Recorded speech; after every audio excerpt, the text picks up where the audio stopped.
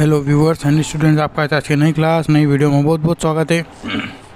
बहुत दिनों बाद फिर अपन मिल रहे हैं। अब मैं आपके लिए इंटीग्रेटेड फर्स्ट ईयर या बोल लीजिए बीए फर्स्ट ईयर के रिगार्डिंग ज्योग्राफी फर्स्ट का गेस्ट पेपर लेकर के उपस्थित हुआ हूँ।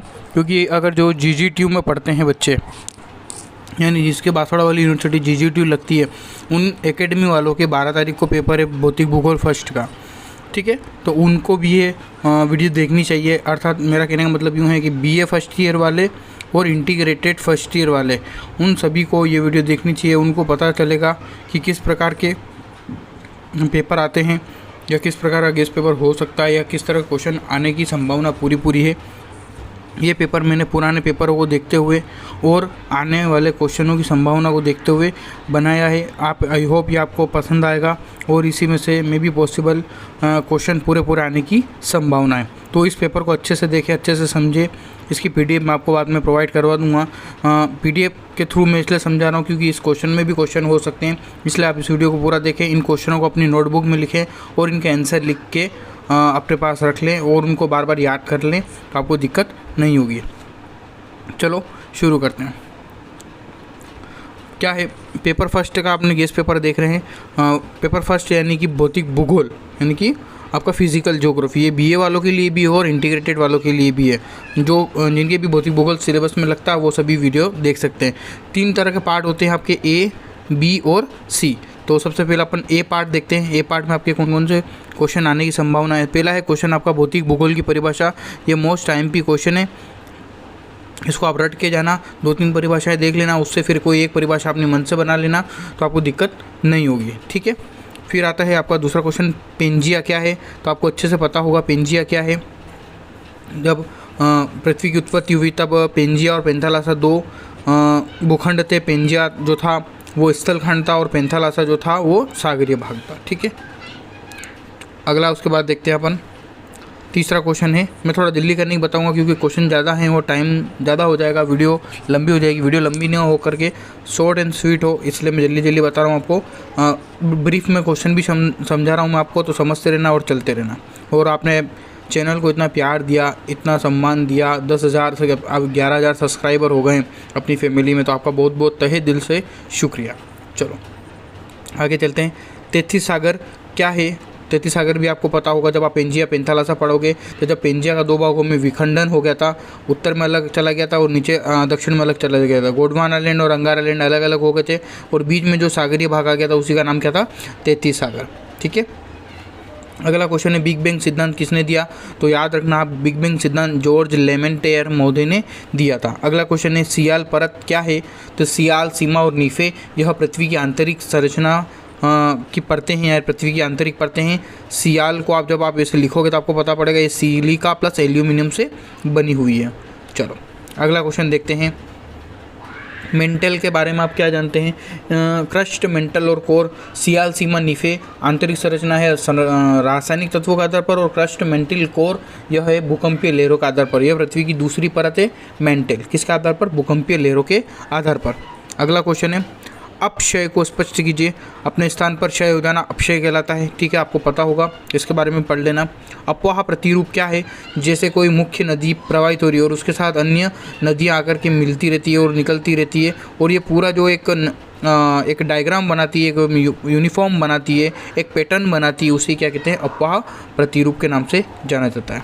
अगला 9th नंबर का क्वेश्चन है भ्रंशन किसे कहते हैं। जब कोई चट्टान टूट कर बिखर जाती है और दरारें पड़ जाती है, उसे क्या कहा जाता है, भ्रंशन कहा जाता है। अगला क्वेश्चन है आपका A वाले सेक्शन में समनत वलन के बारे में लिखिए। इस प्रकार से जो समान आकृति वाले होते हैं वो क्या कहलाते हैं, समनत वलन कहलाते हैं। इनके बारे में पढ़ लेना। 2-2 नंबर के 10 क्वेश्चन आएंगे आपके, 4-4 नंबर के 5 क्वेश्चन आएंगे और 2 निबंधात्मक प्रश्न आएंगे। तो यानी कि A, B और C आपके सेक्शन रहेंगे। A में 10 क्वेश्चन रहेंगे, B में भी 10 रहेंगे, 10 में से 5 करने होते हैं, और C में 5 रहेंगे, 2 करने रहते हैं। ठीक है, इन चीज़ों को आपको याद रखना है। अगला क्वेश्चन है कटक किसे कहते हैं। जो पहाड़ियाँ होती है समानांतर, जो कि धरातल से कुछ ऊपर होती है और पर्वतों से कुछ छोटी होती है, उनको किस नाम से जाना जाता है, कटक के नाम से जाना जाता है। अगला क्वेश्चन है गार्ज को परिभाषित कीजिए। जो गर्त बनते हैं नदियों के द्वारा वो गार्ज कहलाते हैं। ठीक है, घूकुर एवं नदी वेदिका क्या है, तो यह स्थलाकृतीय नदियों द्वारा बनाई जाती है। ठीक है, अगला क्वेश्चन है आपका छत्रक शिला से आप क्या समझते हैं। जब मरुस्थलीय भागों में यानी कि रेगिस्तानी भाग में पवन द्वारा किसी चट्टान को इस प्रकार आकृति में काट दे कि वो कैसे लगे, मशरूम यानी छत्रक की तरह लगे, तो वो होती है छत्रक शिला। ठीक है, शोभ सीमा कहाँ पर स्थित है, तो पृथ्वी हमारी उसके ऊपर कई परतें पाई जाती है, उसमें से एक है शोभ मंडल, समताप मंडल, आयन मंडल और बहिर्मंडल। ठीक है, तो शोभ मंडल और समताप मंडल के बीच में जो ये परत पाई जाती है उसी को क्या कहते हैं, शोभ सीमा के नाम से जाना जाता है। ठीक है, अगला क्वेश्चन है वायुमंडलीय संगठन को समझाइए। तो वायुमंडलीय संगठन अलग चीज़ है और वायुमंडलीय परतें अलग है। परतें पूछे तो आप शोभ मंडल, समताप मंडल, आयन मंडल और बहिर्मंडल लिख सकते हैं, लेकिन अगर वो संगठन शब्द देता है तो आपको बताना होगा कि हमारी वायुमंडल में गैसें मौजूद है, जलवाष्प मौजूद है, धूलकण मौजूद है, और गैसों में सर्वाधिक मात्रा किसकी है, तो नाइट्रोजन की है 72%, और ऑक्सीजन कितनी है 21%। ठीक है, इसके बारे में आपको लिखना है। अगला क्वेश्चन है सौर ताप से आप क्या समझते हैं या सौर ताप से आपका क्या आशय है। तो सूर्य की जो प्रकाश की किरणें जो धरती पर पहुंचती है वही क्या होता है, सौर ताप या सूर्य ताप, जिसे इंसोलेशन इंग्लिश में कहा जाता है। और हाँ, इंग्लिश मीडियम वाले जो बच्चे हैं मेरे, वो सोच रहे होंगे सर ने पेपर हिंदी में ही दिया है, तो लास्ट टाइम आपको इसके इंग्लिश वर्जन वाले क्वेश्चन भी देखने को मिल जाएंगे, आप इनको समझते रहें। ठीक है, अगला क्वेश्चन है डोल ड्रम शांत पवन पेटी को स्पष्ट कीजिए। जो पृथ्वी की हमारी वायुदाब की पेटियाँ उसके मध्य में जो बीच में स्थित है 5 डिग्री उत्तर से 5 डिग्री दक्षिण के मध्य, तो यही किस नाम से जानी जाती है, डोल ड्रम शांत पेटी या विषुवत रेखीय निम्न वायुदाब पेटी। ठीक है, अगला है वाताग्र को परिभाषित कीजिए। तो जहाँ पर ठंडी पवन और गर्म पवन आकर के मिलती वही क्या होता है, वाताग्र, फॉन्ट जिसे कहा जाता है। अगला क्वेश्चन है आपका 20वें नंबर का चक्रवात और प्रतिचक्रवात में अंतर लिखिए। तो चक्रवात साइक्लोन और प्रतिचक्रवात एंटी साइक्लोन, जिसके केंद्र में निम्न वायुदाब होता है चक्रवात और परिधि पर उच्च वायुदाब होता है, तो परिधि से उच्च वायुदाब से निम्न वायुदाब की तरफ पवनें चलती है, तो अर्थात चक्रवात में पवनें परिधि से केंद्र की ओर और प्रतिचक्रवात में केंद्र से परिधि की ओर चलती है वहाँ। ठीक है, ये पढ़ लेना, IMP क्वेश्चन है। अगला क्वेश्चन है आपका ज्वार भाटा किसे कहते हैं। जब सागरीय लहरें हवा में ऊपर की ओर उड़ जाती है उसे ज्वार कहते हैं, और पुनः धरती के आकर्षण के कारण नीचे गिर जाती है उसको भाटा कहते हैं। अगला है स्थल समीर क्या है। तो एक होता है स्थल समीर, एक होता है जल समीर, एक होता है घाटी समीर, एक होता है पर्वत समीर। तो आपको थोड़ा सा ध्यान रखना है कि स्थल समीर कब चलता है, दिन में चलता है कि रात में चलता है, और कहाँ से कहाँ पवन चलती है, तो स्थल से जल की ओर पवन चलती है। अगला क्वेश्चन आपका कनारी धारा क्या है। अगला 23वां क्वेश्चन क्या है, कनारी धारा क्या है। तो कनारी धारा एक ठंडी जल धारा है जो अटलांटिक महासागर में चलती, जो एस आकृति का है, और यह अफ्रीका के उत्तर पूर्वी भाग में चलती है। लेगून क्या है, अगला क्वेश्चन 24 नंबर का, लेगून एक झील होती है। अगला और लास्ट आपका 2 नंबर के क्वेश्चन में है तटीय प्रवाल भित्ति किसे कहते हैं। जब प्रवाल जो सागर या महासागर में बनते हैं, जो तट के पास में जिनकी आकृति तट के पास में होती है वह तटीय प्रवाल भित्ति के नाम से जाने जाते हैं। अभी ये मैंने आपको 2 नंबर वाले यानी कि पार्ट ए के 2 नंबर वाले 25 क्वेश्चन कराए, इसमें से 10 पूरे क्वेश्चन आने की पूरी संभावना है। देखो मैं प्रिडिक्ट तो नहीं करता, लेकिन अनुभव के आधार पर बता रहा हूँ, इनमें से आ सकती है, इसके आसपास वाले क्वेश्चन हो सकते हैं। तो ये हुआ आपका ए नंबर का सेक्शन। अब देखते हैं बी नंबर का सेक्शन। अब बी नंबर का सेक्शन देखते हैं, यानी पार्ट बी। ए पार्ट कंप्लीट हो सकता है, ए पार्ट कंप्लीट हो गया, जिसमें आपको 1 लाइन से लेकर 2-3 लाइन तक के आंसर लिखने। अब आपका लघुतरात्मक प्रश्न शुरू होते हैं। मोस्ट IMP क्वेश्चन, इसको स्टार लगा के लिख लेना, ये छपके आपके आएगा पेपर में। पृथ्वी की उत्पत्ति से संबंधित जेम्स जीन्स की ज्वारी परिकल्पना की व्याख्या कीजिए। ये पक्का क्वेश्चन आपको देखने को मिलेगा, चैनल पर डला हुआ है, देख ले जिसने नहीं देखा है। वेगनार लिख दिया, गलत है। वेगनर के महाद्वीपीय प्रवाह सिद्धांत की व्याख्या कीजिए। ये भी मोस्ट IMP क्वेश्चन, स्टार लगा के लिख लेना। ठीक है, जॉर्ज एरी की भू संतुलन की संकल्पना का विवेचन कीजिए, आगे भू भी लगा देना। आइसोस्टेसिस जिसे कहा जाता है, ये वेगनर वाला भी IMP है, जेम्स जीन्स वाला भी IMP है, और जॉर्ज एरी वाला भी IMP है, तो इसको आपको याद रखना है। अगला है आपका क्वेश्चन, बहते हुए जल से निर्मित अपरदनात्मक भू आकृति, भूल गलत हो गया, भू आकृतियों का वर्णन कीजिए। जैसे नदी निकलती है तो पहले वी आकार की घाटी का निर्माण करती है, नदी निकलती है तो फिर यू आकार की घाटी का निर्माण करती है, नदी विसर्प का निर्माण करती है, नदी अंगार्ज का निर्माण करती है। तो बहते हुए जल से जो जो स्थला करती है हमें देखने को मिलती है उसका वर्णन करना है। ये भी आईएमपी क्वेश्चन है। अगला और 5 नंबर का आईएमपी क्वेश्चन है, वायुदाब क्या है और वायुदाब की पेटियों का वर्णन कीजिए। जिसको वायुदाब और तापमान में अंतर पता है कि वायुदाब और तापमान में विपरीत संबंध पाया जाता है तो वो वायुदाब की पेटियों का आराम से बना सकता है। उसको पता होना चाहिए कि निम्न वायुदाब की पेटी कहाँ पर होगी, उच्च वायुदाब की पेटी कहाँ पर होगी, भूमध्य रेखा पर निम्न दाब रहेगा या उच्च दाब रहेगा, डोल्ड्रम कहाँ पर है, व्यापारिक पवनें कहाँ पर चलती है, पछुआ पवनें कहाँ पर चलती है, ये उसको ध्यान होना चाहिए। और मैंने चैनल पर डाल रखी है, आप वीडियो सर्च करके देख सकते हैं। अगला और आईएमपी क्वेश्चन है आपका, कोपेन के जलवायु वर्गीकरणों को स्पष्ट कीजिए। कोपेन जलवायु को दर्शाने के लिए ए, बी, सी, डी और ई प्रकार की जलवायु का वर्णन किया है, जो कि अंग्रेजी अक्षर के या अंग्रेजी अल्फ़ाबेट की कैपिटल अक्षरों में दर्शाए गए हैं।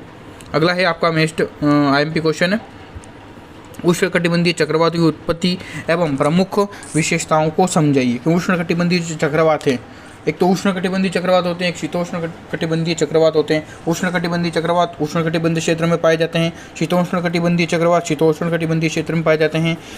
उष्णकटिबंधीय चक्रवात जो होते हैं, जो बहुत तीव्रता से या भयंकर प्रकार के होते हैं, तो उनकी विशेषता लिखनी है और उत्पत्ति कहाँ होती है आपको वो बताना है। ठीक है, उन सब क्वेश्चनों को आप एक बार कॉपी में जरूर लिख लें, इसकी प्रिंट निकलवा के अपने पास रख लें। अगला क्वेश्चन है आपका, प्रवाल भित्तियों, ये गलत लिख दिया यहाँ पर, प्रवाल भित्तियों, कोरल रिप्स जिसे इंग्लिश में बोला जाता है, के विकास की दशाओं का वर्णन कीजिए। 8वें नंबर का क्वेश्चन है, ये भी आईएमपी है कि प्रवाल जो होता है, मूंगा जो होता है, उसके विकास के यानी उसको डेवलप होने के लिए एक तो चूना पत्थर चाहिए, वो कंकाल कैसे बनाता है, वो क्या खाता है, वो सूरज की किरणें कैसे लेता है, उसको स्वच्छ जल चाहिए या अस्वच्छ जल चाहिए, किस प्रकार के वातावरण में उसका जीवन व्यापन होता है, उसकी आपको दशाएँ लिखनी है। ठीक है, अगला क्वेश्चन है आपका, अटलांटिक महासागर की धाराओं का वर्णन कीजिए। अटलांटिक महासागर में गर्म और ठंडी पवनें दोनों चलती है, इसको भी आप ध्यान से पढ़ लेना एक बार, बस गर्म और ठंडी कौन सी है वो ध्यान रख लेना। अटलांटिक महासागर की धाराओं को 3 भागों में बांटा है मूल रूप से, उत्तरी अटलांटिक महासागर की धारा, मध्य अटलांटिक महासागर की धारा और दक्षिण अटलांटिक महासागर की धारा में। ठीक है, थोड़ा जल्दी चल रहे हैं अपन क्योंकि वीडियो लंबी नहीं करनी है मेरे को। ठीक है, अगला है, महासागरीय तल को कितने भागों में विभाजित किया गया है, तो 3 प्रकार से विभाजित किया गया है। ये हो गया आपका पार्ट बी। अब आता है निबंधात्मक प्रश्न पार्ट सी का। बहुत ही भूगोल चल रहा है, वीडियो अच्छी लगे तो लाइक कर देना। अपने जितने भी दोस्त हैं जो एकेडमी में फर्स्ट ईयर में हो, इंटीग्रेटेड में फर्स्ट ईयर में हो, उन सबको शेयर कर देना। सबका भला सबका विकास। ठीक है, चला आगे, पृथ्वी की आंतरिक संरचना का वर्णन कीजिए। मोस्ट आईएमपी क्वेश्चन है, ये निबंधात्मक में छपकर क्वेश्चन आने वाला है। ठीक है, डबल स्टार करके लिख लेना। पृथ्वी की आंतरिक संरचना 2 तरह से बता सकते हो आप, एक तो रासायनिक तत्वों के आधार पर सियाल, सीमा, निफे, और भूकंपीय लहरों के आधार पर क्रस्ट, मेंटिल, कोर। ठीक है, और भूकंपीय लहरों को कितने भागों में बांटा गया है, तो पी, एस और एल। ठीक है, प्राइमरी, सेकेंडरी और लैंड फॉर्म। अगला क्वेश्चन है आपका, पवन द्वारा निर्मित अपरदनात्मक शिला करते हैं, या तो वो जल द्वारा निर्मित पूछेगा या पवन द्वारा, एक न एक तो पक्का आपके एग्जाम में आने वाली है, लिख के ले लेना। ठीक है, तो दोनों को आपको कम से कम 4-4, 5-5 याद रखनी है। सचित्र, चित्र के साथ। चित्र क्या करना, यहाँ पर बनाना और उसके बारे में यहाँ पर लिखना। ठीक है, तो आपको पूरे नंबर मिलेंगे। और भौतिक भूगोल में आपको चैप्टर वाइज चित्र बनाने हैं। हर क्वेश्चन में चित्र बनने की पूरी संभावना है। और आपको बनाने पेंसिल, रबर शार्पनर वगैरह यानी ज्योमेट्री बॉक्स आपको अपना पूरा ले जाना है। ठीक है, अगला क्वेश्चन देखते हैं, जेट स्ट्रीम को प्रभाव को की व्याख्या कीजिए। यानी जेट स्ट्रीम जो है कहाँ पर चलती है, क्षोभ मंडल में कितनी ऊंचाई पर चलती है, किस दिशा में चलती है, पश्चिम से पूर्व दिशा में चलती है, किन अक्षांशों के मध्य चलती है, और इसकी दिशा क्या होती है, और इसका प्रभाव क्या होता है, और इसकी तीव्र गति कितनी होती है, 180 किलोमीटर प्रति घंटे की रफ्तार से ये चलती है। उसके बारे में आपको लिखना है। अगला क्वेश्चन है, वाताग्रह के प्रकारों का वर्णन कीजिए। वाताग्रह 3 प्रकार के होते हैं, वो आपको पढ़ लेना है। अगला है लास्ट और फाइनल सी पार्ट का, प्रवाल भित्ति के प्रकारों का वर्णन कीजिए। ठीक है, इसमें से क्वेश्चन पूरी आने की संभावना है। आई होप ये आपको समझ आया होगा पेपर। इसके नीचे जो है आपको इंग्लिश मीडियम में सभी क्वेश्चन देखने को मिल जाएंगे। ये इंटीग्रेटेड का ही है, वही बीए फर्स्ट ईयर या इंटीग्रेटेड फर्स्ट ईयर कह लीजिए, दोनों का सिलेबस सेम है। 3 पार्ट है, ए, बी और सी। तीनों में। इसमें 10 क्वेश्चन आएंगे, इसमें भी 10 आएंगे लेकिन 5 करने हैं, इसमें 5 आएंगे लेकिन 2 करने हैं। ठीक है, 70 नंबर का टोटल एग्जामिनेशन पेपर है, एक पेपर और दूसरा भी 70 नंबर का। ठीक है, एक इंटीग्रेटेड वालों के लिए कह रहा हूँ। ठीक है, ये पूरा इंग्लिश में पेपर है, आप इसको भी देखना चाहे तो देख सकते हैं, स्क्रीनशॉट लेना चाहे तो ले सकते हैं। ठीक है, इसमें कोई मिस्टेक हो तो मुझे माफ़ करना, आप खुद करेक्शन कर लेना। जहाँ जहाँ गलती थी मैंने पूरी सुधारने की कोशिश की है। अब क्या है कि टाइप करते हैं या ट्रांसलेट करते हैं तो कहीं कहीं गलती हो ही जाती है। मैं आपको इतनी सेवाएं दे रहा हूँ तो थोड़ी गलती सर की भी माफ़ कर दो। ठीक है, आई होप ये वीडियो आपको पसंद आई होगी, समझ आई होगी। इसकी PDF मैं बहुत जल्द आपको टेलीग्राम ग्रुप में या डाल दूंगा। टेलीग्राम का लिंक मैंने चैनल के बारे में दे रखा है, वहाँ से आप देख के ले सकते हैं। इसके थोड़े दिन बाद मैं आपको मानव भूगोल की भी वीडियो डाल दूंगा। अभी आप भौतिक भूगोल से संपन्न रहें और अच्छे से पढ़ें, अच्छे से लिखें। बेस्ट ऑफ लक जो एकेडमी वालों का कल पेपर है। मिलते हैं नेक्स्ट वीडियो में। Thanks for watching.